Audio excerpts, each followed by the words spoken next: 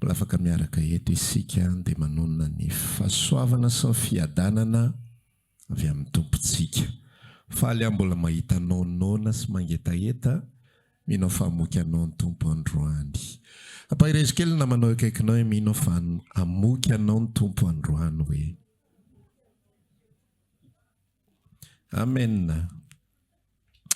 Dia misaotra ny tompontsika ny amin'ity andro anio izay mbola meny tompo antsika ity afahantsika indray mifampizara ny soratra masina izany. Dia raha sitraka dia hijerintsika ny bokin'ny Matio anio afahantsika mandray izay anjara tokony ho azy ho anao androany. Jerentsika ny Matio toko fahaefatra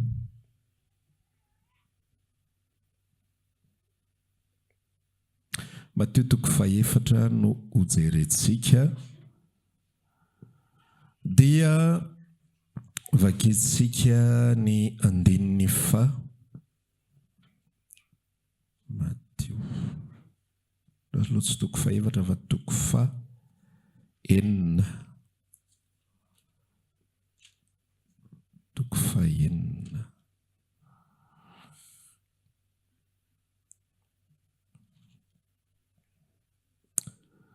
Dimy azafady, tsy miova ntsony. Mateo toko fahadimy. Andininy fahatelo amby efapolo ka hatramin'ny fahavalo amby efapolo.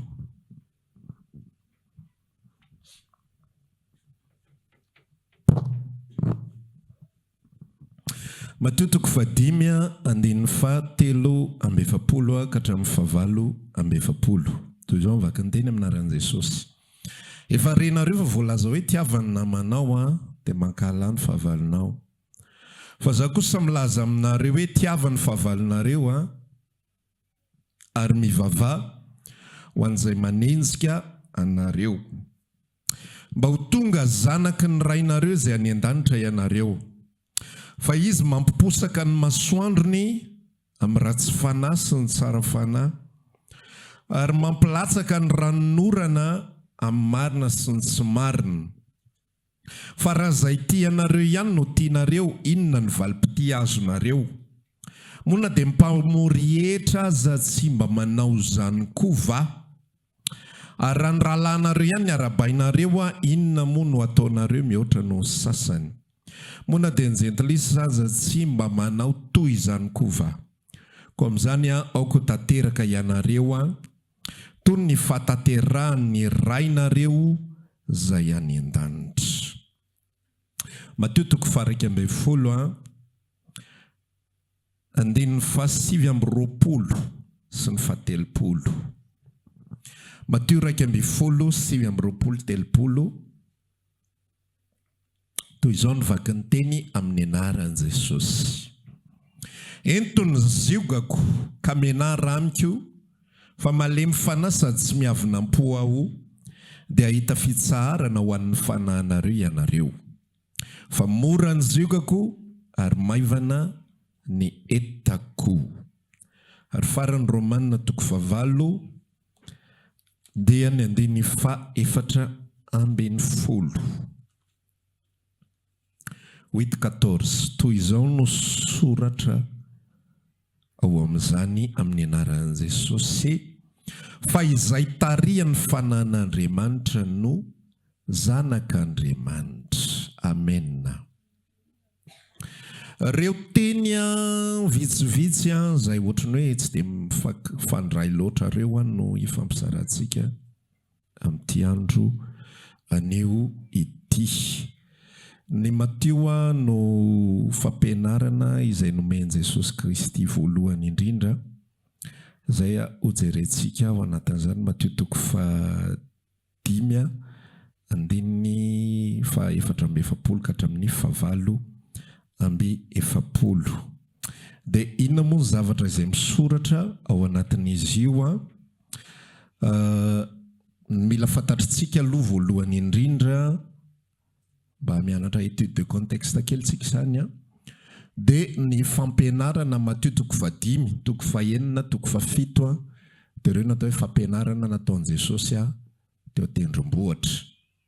Dia rehefa mijery sy mamaky an'ireo zavatra rehetrarehetra izay resahany ao ireo dia ozy izy ny olona ny resaka any amin'ny farany hoe dia talanjona ny olona ny aino azy fa amin'ny 9:20 fa 7:20 fa tsy tahaka ny mpanoradalàna teo aminy izy fa mampianatra toy izay manana fahefana. Ny zavatra mila fantatritsika voalohany indrindra dia tamin'ny vanim-potoana izay nitoriany Jesosy teny dia mbola teo ambany lalàna ny olombelona ny zanak'Israely. Izany hoe fampianarana izay omeny Jesosy dia fampianarana izay tsy afaka mifanohitra amin'ny lalàna fa ho an'ny olona mbola eo amin'ny lalàna. Ny tapany faharoa ao anatin'ilay izy dia ny fampianarana izay omeny Jesosy dia tsy fampianarana izay ho an'ny olona manana ny fanamasina fa ho an'ny olona tsy manana ny fanamasina.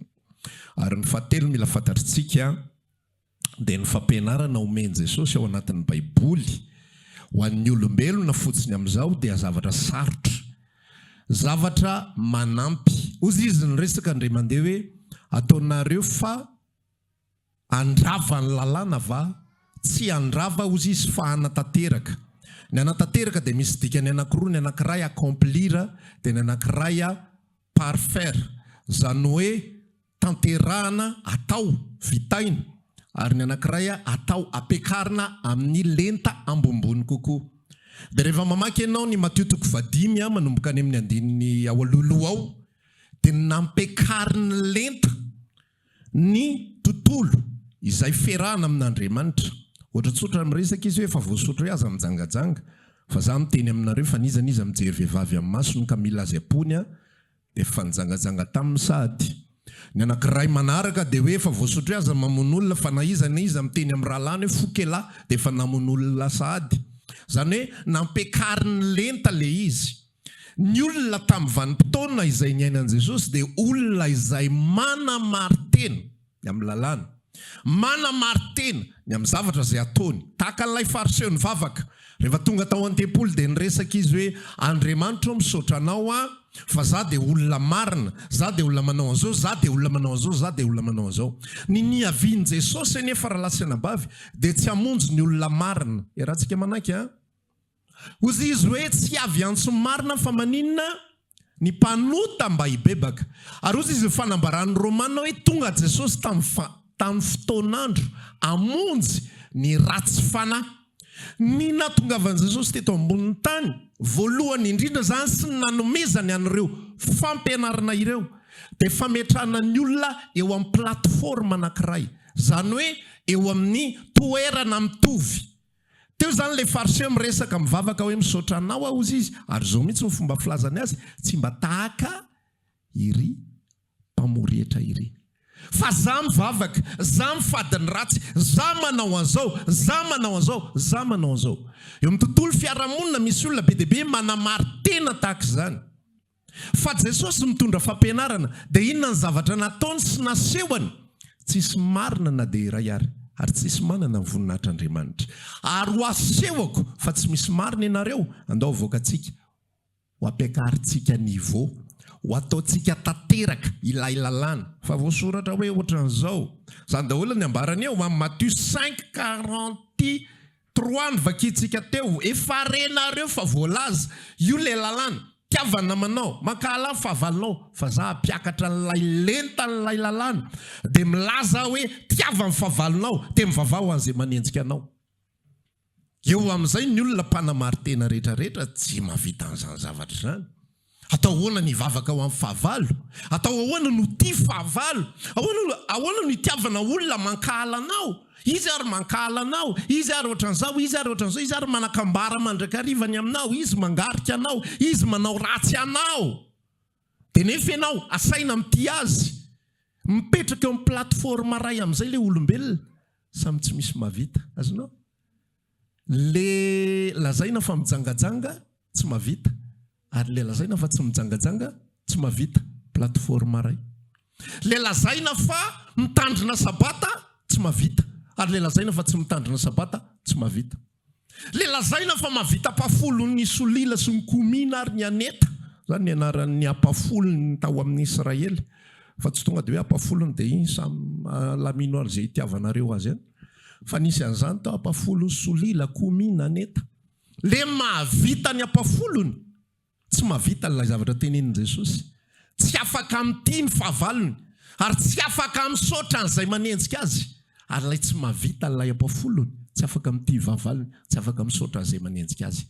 Même plateforme daholo raha olombelona rehetra. Mbola nisy ny seho azo nitady anamary tena ihany, tondra ilay vehivavy janga teo anatrehan'i Jesosy. Io Jesosy raha voasoratra ny lalàna tokony hotoraham-bato izy satria nijangajanga, fa ahoana kosa ozy ianao? Lasa Jesosy nanoratra tamin'ny tany izy.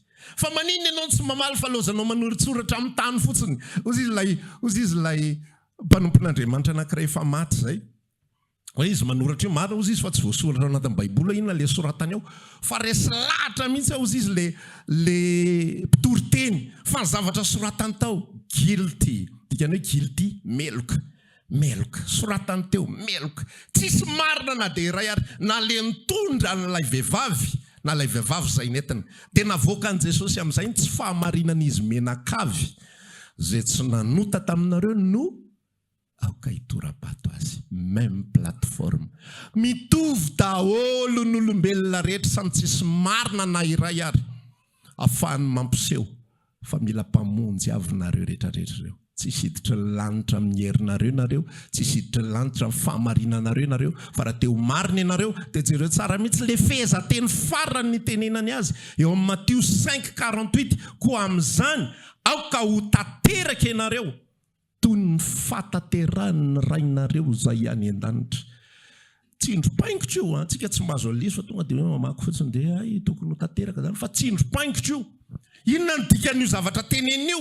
Ozy ianareo hoe raha miteny ianareo hoe rainareo ny any an-danitra, aoko tanteraka tahaka azy ianareo. Te ampiseho Jesosy fa tsy tanteraka reto olona reto. Amin'ny teny frantsay, soyez parfait comme votre Père au ciel est parfait. Raha te hiditra ny lanitra, soyez parfait. Raha te handova ny lanitra, soyez parfait. Vakio io zavatra io. Dia hitanao le plateforme hoe ohatra ny tsy vita izany raharaha zany, ohatra ny filambaniny, tsy ohatra ny fa tena filambaniny io, filambaniny daholo ireo zavatra voasoratra io. Ataovanao koa ny tsy tezitra amin'ny rahalahiny, tsangany tana izay mbola tsy tezitra amin'ny rahalahiny, filambaniny zany. Ary fanahininy mihitsy hoe tsy le olona tsy hitanao afa-tsy indray mandeha isan-taona, fa le olona hitanao isan'andro miady raharaha aminao io, le olona hitanao isan'andro miady loka aminao io, le olona voananjaviny ianao tsisy hena-tsony tao anaty vilany, ka tsisy ho tezitra amin'ny rahalahiny ozy izy. Fa izay tezitra amin'ny rahalahiny dia efa mendrika sady ho tsipy any amin'ny farimy rehetra avy. Napetrany teo amin'ny plateforme anankiray. Izay aloha zany ny contexte, izay ny zava-misy tao anatin'ity Matthieu 5 ity. Dia rehefa izay ny zava-misy dia naseho an' Jesosy fa mila mpamonjy ny olona rehetra. Mila mpamonjy tsika. Na maninona tsika na maninona, na tsy maninona tsika na tsy maninona, mila an' Jesosy Kristy isika. Ary Jesosy irery ihany ny afaka mampiditra antsika ny fiainana mandrakizay, fa tsy ny asa izay ataontsika. Amen. Ny teboka faharoa dia izao na izany na tsy izany. Mampianatra an'io ny Tompo, dia mampianatra asenao ihany koa izy. Tsy hoe akory filambaniny ilay izy dia hoe katigny ny ilany vaniny zany tamin'izany fotoanandro dia tsy metraika amintsika, efa misy ho antsika zany fanambarana zany. Amen. Misy ho antsika zany satria maninona? Rehefa nandray ny famonjena amin'izay zasenao dia nandray ny fanamasina isika.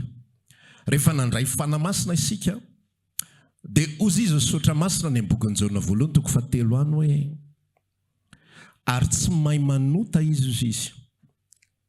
Zay rehetra nateraka Andriamanitra ozy izy ny tsy manota, ary tsy mahay manota izy satria ny voan'Andriamanitra no mipetraka ao anatiny. Dika le hoe voan'Andriamanitra dia les semences, lay ADN n'Andriamanitra no mipetraka ao anatin'ny zanany.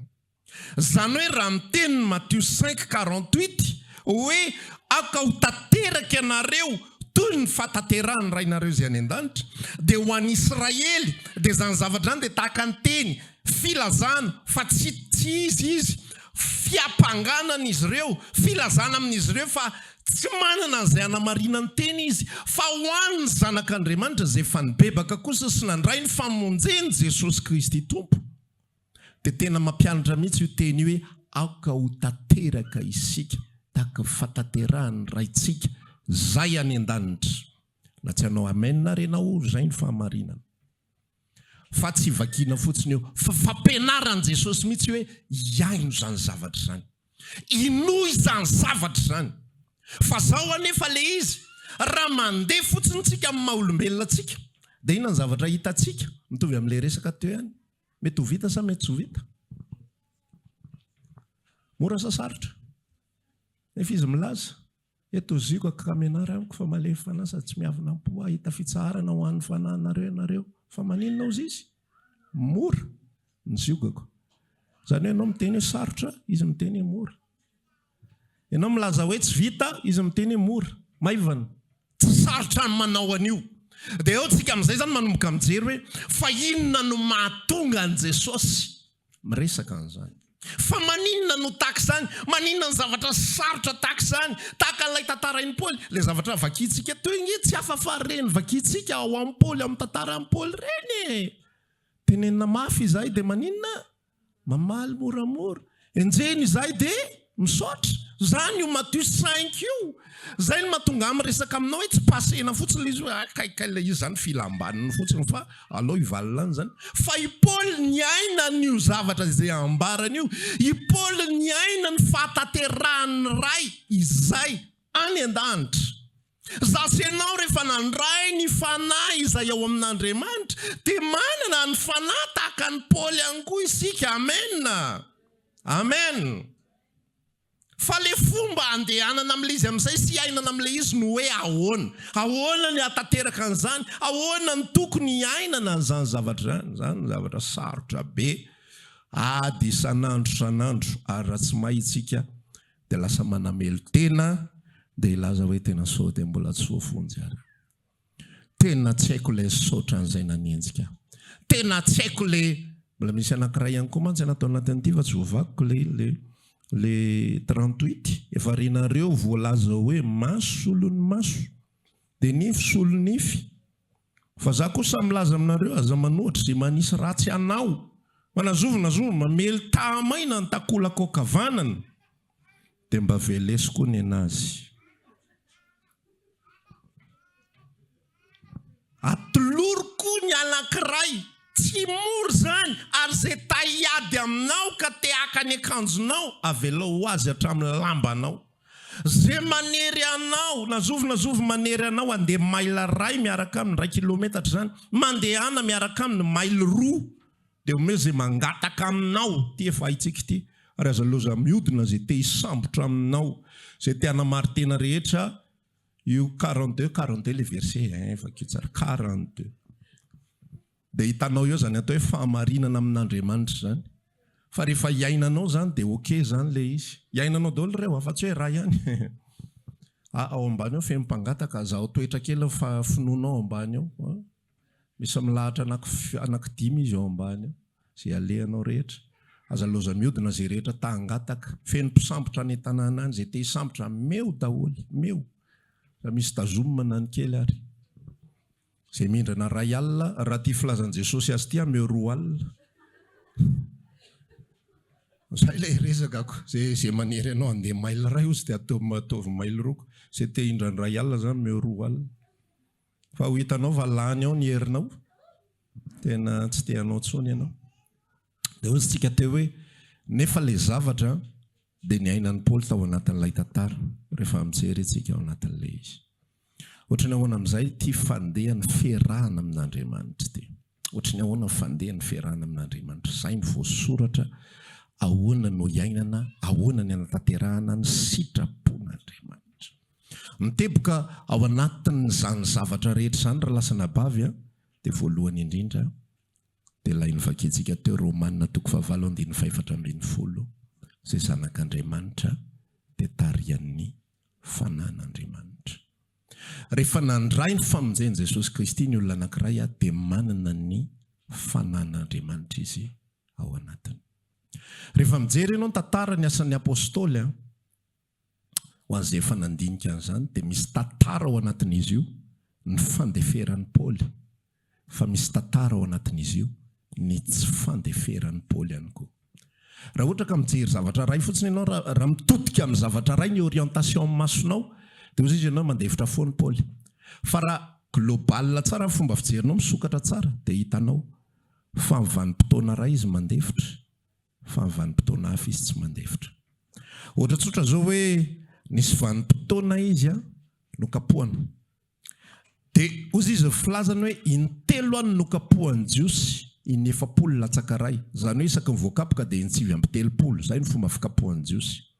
Fa tamin'ny vanim-potoana anankiray nandà amin'izay, tsy nandà moa izy zany fa niteny amin'izay izy tao anatin'ilay izy ny zoany.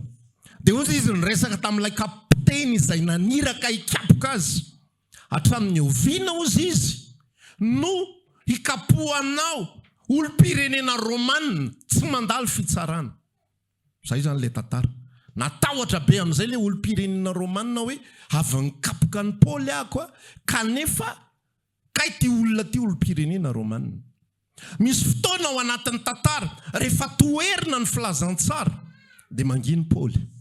Rehefa toerina ny filazantsara dia manginy izy dia mifindra toerana hafa. Fa misy fotoana ao anatin'ny filazantsara kosa rehefa manohatra ny filazantsara nisy mpanao ody anankiray izay atao hoe Elima mpanao ody izay ohatrany hoe piskidina mpanjaka zay izy tamin'izany vanim-potoana zany dia nampanatson'ilay mpanjaka i Paoly, Agripa raha tsy diso dia ozy izy i mpanjaka Agripa aloha zany mba hiainanao lasa Paoly nitory ny filazantsara eo pitoriana ny filazantsara Paoly, ozy izy Elima laza manginy ianao ry Paoly. Fa rediredy daholo zany zavatra resahanao zany ny fianarana be loatra nataonao na mba tonga anao mirediredy. Ozy izy Paoly niteny tamin'ny Elima sady nitodika tamin'ny aminy Andriamanitra nikapoka anao ozy izy. Ary fasana milalotra fotsy tsy haiko ohatrohatr'izay ilay fomba fiteny anazy. Ary jamba teo ny eo Elima tamin'izany fotoana zany.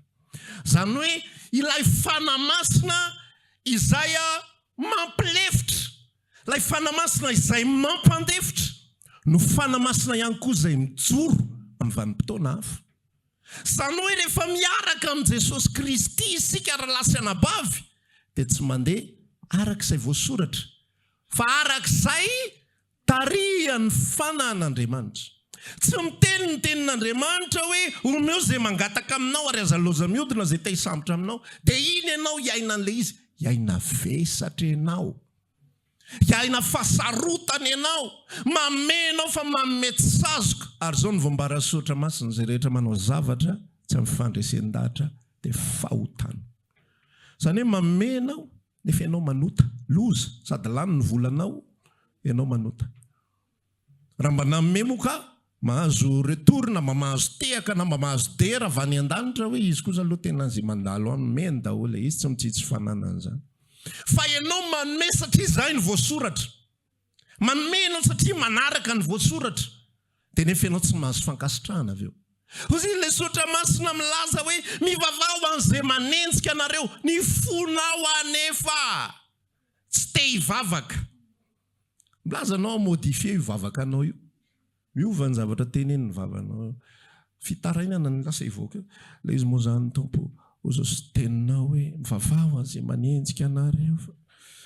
Izy zany tena mitatobolana ny ataonao ao aloha mandritra ny fefakatiny. Izy zany tena olona manahirana, tena zavatra ataony ohatran'izao dia ohatran'izao dia ohatran'izao dia ohatran'izao. Amen. Vita le vavaka ho azy ka tsy soratra hoe inona le entina mbavaka tsy inona ka efa mivavaka ho azy zay. Tsy voasoratra mihitsy ny hoe mangata fitahiana ho azy na hoe mangata hoe mba ataovy miliardera izy ry Jesosy, tsisy an'izay ao. Fefa mivavaka zay tao anatin'ilay izy. Zany hoe le fonao lay ao anatinao dia manatanteraka fotsiny ihany an'izay voasoratra. Ny zanak'Andriamanitra tsy natao handeha fotsiny arak'izay voasoratra. Hozy izy ny filazan'ny tenin'Andriamanitra any bokin'ny Romana 9 ihany. Ny soratra mahafaty, fa ny fanahy mahavelona.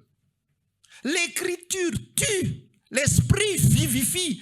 Rehefa ny fanahy no miasa any anatinao, mamela heloka ianao dia velona ny any anatinao any. Amen. Fa rehefa ny soratra no andehananao, mamela heloka ianao dia reraka ny any anatinao any. Azonao ve le différence? Tsy zany sitrapon'Andriamanitra iainantsika. Tonga dia tsy sitrapon'Andriamanitra zany, tsy zany le izy, tsy hoe mamela heloka forsena manta be fotsiny. Hoe tonga dia avelako fotsiny zany, andramo ary mety. Vavanao fotsiny miteny an'izany. Fa fonao mavesatra, dikan'izay tsy voavelanao le izy. Raha nomenao, raha iteny, ohatra zany zao hoe le teny anankiray ihany koa hoe inareo ohatra hoe le Jaona 7:12.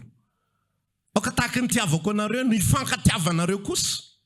Dia eto ay toriteny sy laza aminao zavatra eto hoe bon ankatohan'izay zany tsika. Dia tiavana azy zany dia ataovy misimisy, dia rehefa sahirana izy dia apio daholo, dia ataovy izay tokony atao rehetra, ameo izay ilainy rehetrarehetra. Dia ankatoavinao fotsiny izay satria voasoratra. Inona ny zavatra hitranga? Mavesatra ianao, reraka ianao, kamo ianao, tsy te anao ianao, vitanao le asa, vitanao le nampanaovina. Fa ohatran'ny Jaona ihany ianao, sady miandry ihany, sady mitory teny ihany, miandry afo ilatsaka avy any an-danitra. Ohatr'izay mantsy fandeha le izy, miandry afo ilatsaka avy any an-danitra. Ary raha sendra misy zavatra manjoa an'ilay lazaina fa fahavalinao nentinao ambavaka iny, tonga dia raisinao mihitsy amin'ny verset hoe tena raha manao an'izany ianao dia mametraka afo eo ambony tapon-dohany misaotra Andriamanitra. Fa tena napetraka ao teo ambony tapon-dohany mihitsy n'ilay afo, fa marina amin'ny teninao ianao. Izany ve ny ankasitrahan'Andriamanitra. Ny fiarahana amin'i Jesosy Kristy raha lasenabavy dia ilaza zavatra fafa kely aminao, fa tsy fankatoavana be amin'izao fotsiny reraka ianao. Tsy mahasoanao le izy, Andriamanitra tsy mahazo fifaliana ao anatin'le izy. Izany ny problème. Tsy mahasoanao le izy, Andriamanitra tsy mahazo fifaliana ao anatin'le izy. Ny ondriko izy Jesosy dia mihaino ny feoko. Jaona 4:40. Ny ondriko dia mihaino ny feoko. Rehefa mandeha ny toriteny, rehefa mamaky baiboly ianao, rehefa miaino tenin'Andriamanitra ianao, rehefa mivavaka ianao ve maheno ny tenin'Andriamanitra? Maheno n'Andriamanitra miresaka ve ianao hoe zao no ataonao? Sa mandeha fotsiny ianao hoe ahoana no voasoratra? Hozy izy le Romanina mivakitsika teo, Romanina 9:4. Ny zanak'Andriamanitra dia tarihany ny fanan'Andriamanitra. Tsy amin'ny fotoana rehetra ianao no asainy ny fanan'Andriamanitra hivavaka ho an'ny fahavalonao. Tsy amin'ny fotoana rehetra ianao no asainy ny fanan'Andriamanitra anampy izay mangataka aminao. Tsy amin'ny fotoana rehetrarehetra ianao no asainy ny fanan'Andriamanitra hoe rehefa mamela ny takolaka ankavanana atoloroko ny akavia. Fa ny alalàna fa miasa ao anatinao ny fanan'Andriamanitra, mampanao anao zavatra anankiray. Dia tadidio foana ity formule omeko anareo ity. Rehefa mpanaovin'Andriamanitra zavatra ray ianao, dia tsy maintsy omeny anao ny fitaovana ahavitanao anio. Raha saina mamela heloka ianao, dia omena anao ny fitaovana, ny herim-po, ny herim-panahy. Dia tsy mizesta tsony manomboka androany hoe nareo mahavita an'izao. Azonao le izy? Nareo mahavita an'izao. Tena enjana kosa ianao mahavita an'izany. Raha zany atao an'ireny, ataoko an'izao, ataoko an'izao. Ianao kalma be miatrika le situation. Ianao ve ny ara-panahy? Tsy a. Nomenanao ny fahasoavana, nomenanao ny fitaovana hoentina miatrika, hoentina mamela ny heloka ilay olona. Misy karazana olona mety mbola tsy vovela, mbola tsy vitanao ny mamela ny helony eo. Dia ozy aho miresaka aminao, numéro 1, aza manamely tena. Amen.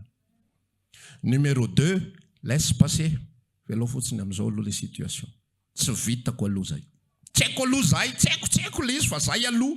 Fa tsy terena manta be fotsiny. Rehefa aveo tsika hiresaka hoe hijanona amin'le tsy haiko ve le izy sa sao dia ahoana misy falifaly eo dia afaka atao tsy haiko ohatr' izay ke zany ty resaky tiako tsy voatery tena hoe anina fa sotra amin'ilay sopapa pastera milamina ndraiky za fa tsahira-tsaina hoe ahoana re zany raha tonga amin'izao Jesosy zany dia ahoana fa rehefa eo anatina toe-javatra anankiray ianao tsy anananao le fahafahana tsy anananao le hery tsy anananao le ao anaty tsy nomenanao ny équipement ahafahanao manatanteraka le izy avela fotsiny aloha amin'izao zareo tsara ao anatin'ny tantara rehetrarehetra vakio tantara dia jereo zavatra izay nataon'Andriamanitra ho an'ny olony rehetra fa maniraka Mosesy fa voalohany Josefa maniraka ny Josefa aloha Andriamanitra ho ataoko menkoka aminao ny rahalanao ho ataoko an'izao ianao ho ataoko an'izao dia jereo zavatra nataony fa ny ekipen'Andriamanitra ny fitaovana rehetrarehetra afahany matateraka ny mission io izy dia tsy nafa ny ampiditra ny olona amonjy ny olona ao Egypta vao manomboka ny tantara dia zao natsipy tany anaty lavaka Josefa natsipy ny rahalahany tany izy fa ny fony Josefa voatazona ho madio heverinao ve fa Josefa ny tena enjana be mihitsy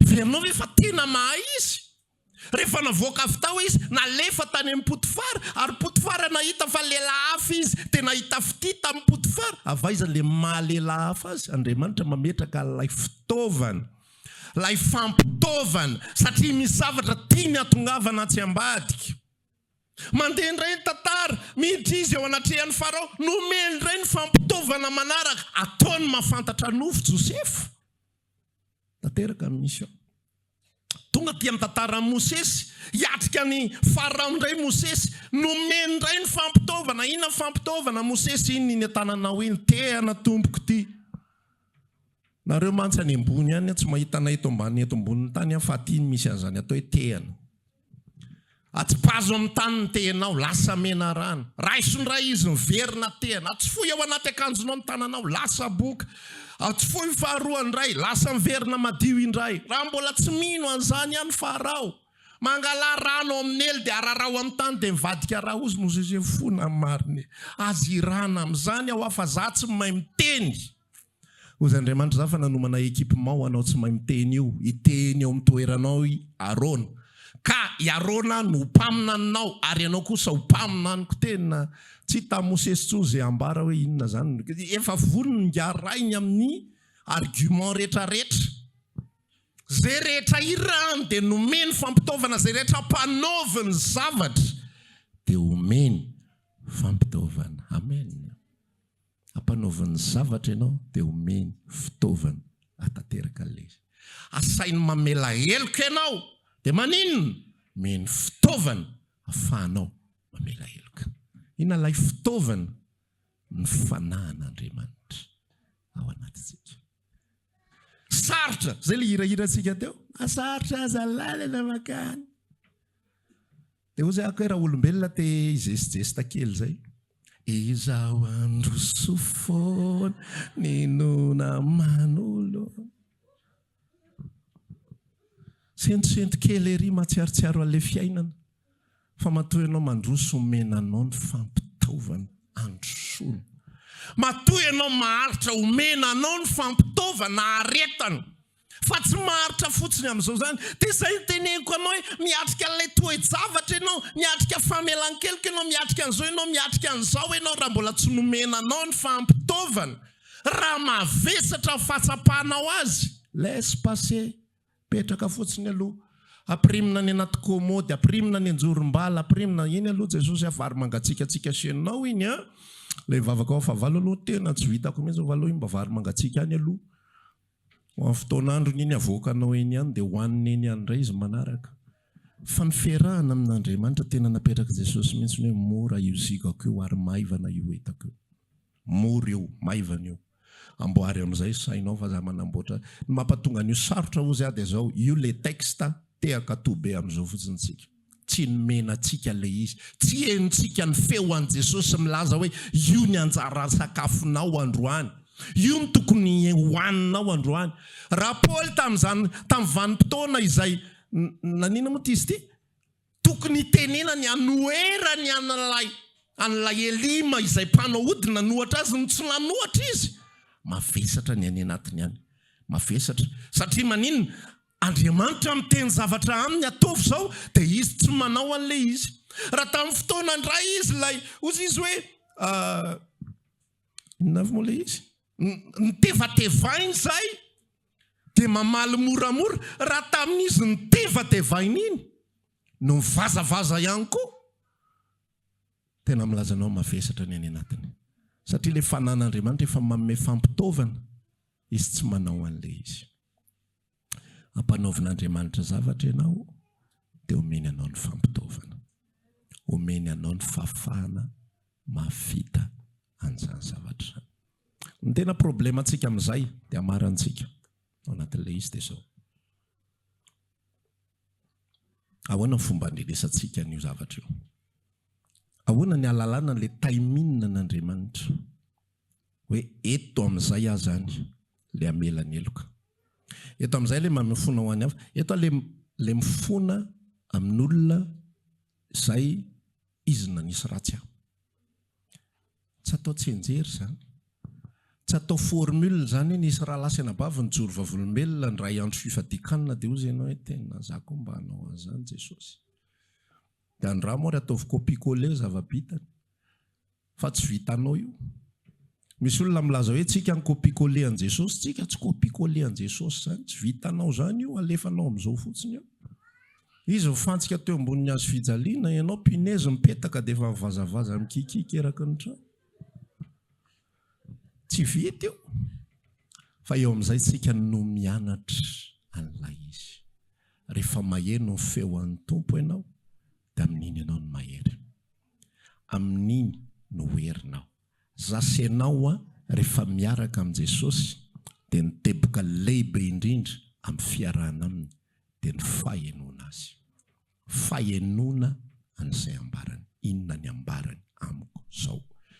Misy fotoana tsy mila manontany an'izany, misy fotoana mila manontany, misy fotoana tsy mila manontany fa tonga dia apetra ny atao anatiko fotsiny dia tsapako fa izay ny tokony iainako. Fa ahoana ilay fomba izay ampatonga asenao aheno ny sitrapony. Ny fomba fahenoana ny sitrapony dia izao, amin'ny alalan'ny fifandraisana foana. Isika tsy manaraka texte fa isika miaino révélation. Ina moa mahasamihafa an'izany? Ny texte ny soratra dia vakiana fotsiny ihany. Araka ilay teneniko anao, voasoratra hoe, voalaza hoe ataovy izao, ataovy izao, ataovy izao. Raha vao voalaza hoe ny arahanao dia reraka ianao. Satria manino tsy voatery io no tokony ataonao androany. Tsy voatery io mihitsy no tokony ataonao. Ty Baiboly ty nge 250 pejy. Iza mahavita an'ity tous les jours zany, na ny ray ampafolony ty ary tsy vitanao ndray andro. Fa Andriamanitra manana ny vanim-potoanany, ity ny iainanao androany. Zay ilay niteneniko anao. Ity ny iainanao androany. Tsy amin'ny fotoana rehetra i Paoly no asaina mahataty, no asaina mandefitra, no asaina mivavaka ho an'ny anina. Misy fotoana Paoly mandevitra ho an'ny ao am-piangonana. Fa misy fotoana izy masika be. Misy fotoana izy tonga dia hoe esory tao zany, esory ao zany, tsisy hevitra, tsisy ady hevitra. Eo zany ilay karazana olona koritiana izay tsy na fa olona araky ny nofo, tonga dia manaraka be fotsiny ary nandray ny atao hoe fitiavana. Inona mandevitra amin'ny zavatra? Mandevera hoe niaraka tamin'ny vadiny dada noho tsy maninona re zany. Avelao izy hoe raha mivoakeo ary izy dia izy ndray ny hamonjy azy. Ka aiza ary ny andrenesa ny tenin'Andriamanitra raha horoahanareo izy ozy Paoly nijoro. Zay efa ny tsara sady an'izany lehilahy zany. Zao ny ambarako aminareo, aza miray tsy kombakomba amin'ny esory izy. Zay natao hoe excommunié, ny esorina tsy ho isam-piombona amin'ny zanak'Andriamanitra. Nefa misy fotoana izy mandefitra ihany koa, fampifafay ianareo, fampifona, fampiakeloka sy ny sisa rehetra. Ahoana ny ahalalantsika zanak'Andriamanitra hoe amin'ny vanim-potoana inona sy amin'ny vanim-potoana tahaka ny ahoana? Ozy ny zanak'Andriamanitra dia mandeha amin'ny révélation. Zay ilay hoe zay tarihan'ny fanan'Andriamanitra. Inona ny révélen'ny Tompo amiko androany? Inona ny tenenin'i Jesosy amiko androany? Fantatrao mahasamihafa ny atao hoe révélation sy mamaky fotsiny amin'izao, misy asan'ny Tompo any anatinao any. misy asan'ny tompo any anatin'ny fonao any, misy fandresen-dahatra lalina tsy takatry ny saina, zay le atao hoe fampitaovana. Ny any anatinao manohatra, fa ny any anatinao ihany koa misy ady any anaty any. Misy ady dia misy fandresen-dahatra, zay le mihaino ny feo akozy izy Jesosy, niondroko maheno an'izay feo ako izay. Fa ianao tsy maheno ny feo an'i Jesosy raha tsy manana communication aminy, raha tsy manana firaisana aminy, raha tsy miresaka aminy isan'andro fa mandeha ho azy fotsiny ny fiainanao io. Dia araka le teneniko anao teo hoe zaranao ry maheno an'izay zavatra, moa izy ity zany azo aprimima fotsiny, alokony aprimiko daholo, vary mangatsikako daholo, rena rehetra re. Fa zasenao mila maheno ny tompo isan'andro. Tsy voatery izy anoranao ho any indray soro ianao androany sa ho any Ambatonakanga. Tsy izay raha teo ihany koa le zavatra tiany resahana aminao. Fa zavatra tiany resahana aminao, misy zavatra be dia be tiany tompo revelena aminao. Fa rehefa tsy misy fifandraisana aminy ianao, rehefa tsy manana intimité amin'ny Jesosy Kristy ianao, dia tsy misy fanambarana ny anatinao. Dia androany ianao tsy mamela helo karapitso, ianao tsy mavita, raha vakapitso manana fialatsiny amin'ny herinandro, mbola reraka be ako, amin'ny tababolana mbola be dia be ny problemako, tsy zany aloha ny tokony ho atrehako zao, fampaherezana zao ny ilaiko fa tsy teny mandratra ohatr'izany. Fa rehefa miaino ny tompo isika, rehefa manana fifandraisana amin'ny tompo isika, tao anatin'ny volana maromaro isika, ny resaka foana ny atao hivavaka. Natao hoe vavaka dia ianao miaino an'Andriamanitra. Ianao matsapa ny asan'Andriamanitra ny anatinao any, fa tsy hoe miteniteny mandritry ny fefakadiny atsasakadiny adiny ray. Misy olona mitatatata mandritry ny adiny ray, fa tsy maheno révélation ninina ao anatiny ao. Rehefa mihira ary Paoly, tena mihira izy dia mivangatra.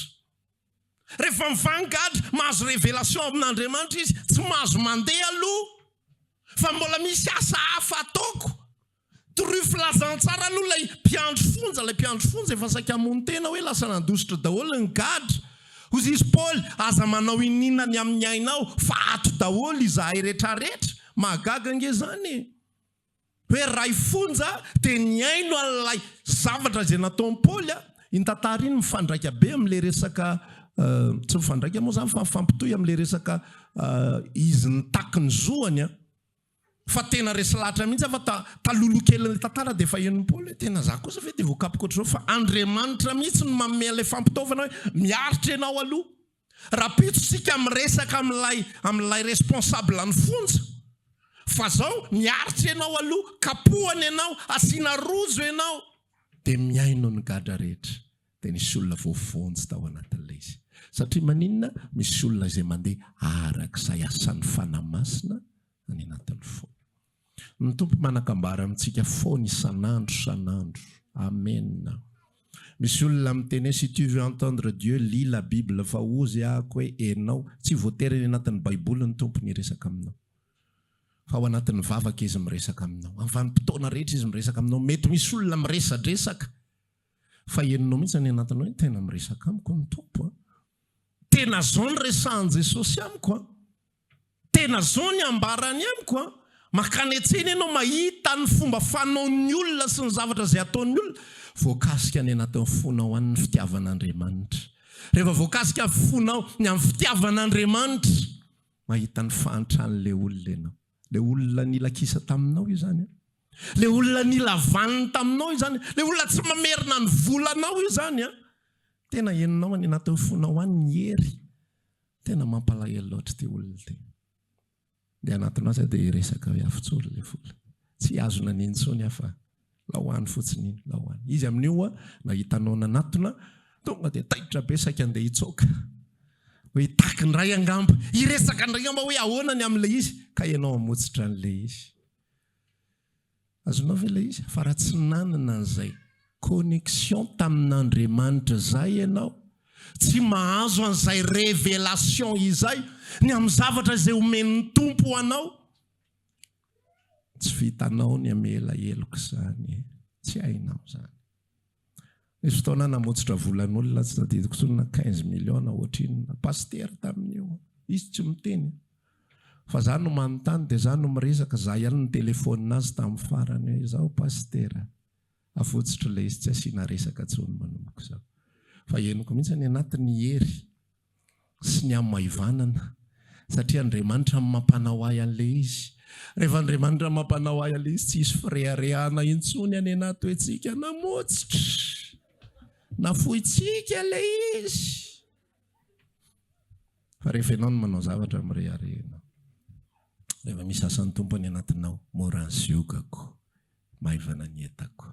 Zay minio tsy manana, so dia verinao ka be da be zay ny ianareo dia mora aminareo mafoy azany. Tsy manana, tsy manana. Tao anatin'ny crise 2009 iny zany tantara zany, tsy manana. Fa tonga dia miresaka mikitsy-po hoe lao tsy asiana resaka tsony. Ny teninana an'izay ny ela faly be mihitsy ngiaray. Zaharary vitany amin'iny tantara iny. Ny fiarahana amin'Andriamanitra raha lasanam-pavy, révélation. Ampahafantarany tompo anao.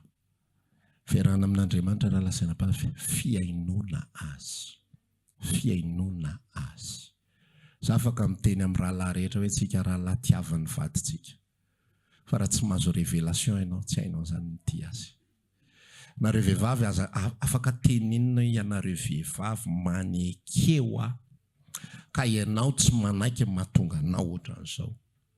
Fa raha tsy mahazo révélation avy amin'i Jesosy ianareo, vangin'ny tompo fonareo. Zay ilay hoe équipeny ianareo, meny fitaovana ianareo. Tsy hainao zany manaiky an'io vady io. Fa avoakanao daholo hoe tena dia efa ohatr'izao zany pasteur dia mbola ekena foana ihany. Dia ahoana raha le kaminy io mbola tsy misy. Dia ahoana indray raha zao no ataony, tsy anao izy ny dikany. Dia ahoana raha ohatran'izao ny anaovany azy. Efa mitady lalana izy, efa tsy manaiky ny any anatiny any. Fa rehefa révélé aminareo any anaty fonareo Jesosy Kristy, fa mora amin'ny vehivavy manaiky amin'ny vadiny. Sarotra zany. Sarotra ho amin'ny vehivavy zany. Dia ahoana zany. Sarotra zany. Rehefa miteny ny Korinthianina voalohany toko 7:10. Fitiavana maharitra ny zavatra rehetra. Fa eo amin'izay ny rahalahy hoe aharitra ny zavatra rehetra. Tena hoe rehetra ve dia na dia anina aza ve dia hiaretana zany. Efa lany zao ny vola tokony nanaovana jirama, lany ny atsenana dia ahoana ny aretana amin'izany pasteur. Enoy ny révélation.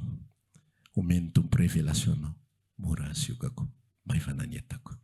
Rehefa tsy mahazo révélation anao, sarotra miaraka amin'ny tompo. Enjana be, tsy moramora. Rehefa hiditra ny lanitra ianao, rotodrotika ny bala, tonga ihany marina. Feno olatra. Feno olatra, mafy. Tonga eo amin'i Jesosy ianao, Jesosy, tonga ihany. Na tonga eny amin'ny rahalanitra Jesosy, ianao mandohalika voalohany, tsy mandohalim-pifaliana amin'io, fa soulagement total, tonga ihany Jesosy. Fa tsy hitako tsony izay anaovana azy. Fa rehefa voarainao tsara fiarahana amin'ny tompo, mora ny ziokako, maivana ny entako, enoy izy. Rehefa tsy miresaka aminao hoe sokiro izy, zaho aho iresao, atao ohatran'izany raha nabavy ianareo hoe misikotra ny lehilahy foana, zaho aho iresao. Teneno amiko azy izay manjo anao. Fa rehefa eo anatrehan'ny tompo ohatra mety zany fiainana tsy miresaka resy. Zay zany aloha. Fa tsika mila miasista, amen. Dia hoeninao fa misy heriny anatinao. Anatanterahana ny sitrapon'Andriamanitra. Fa tsika hitsangana hivavaka hisaotra ny tompo. Raha maniry ary hivavaka aminay ianao,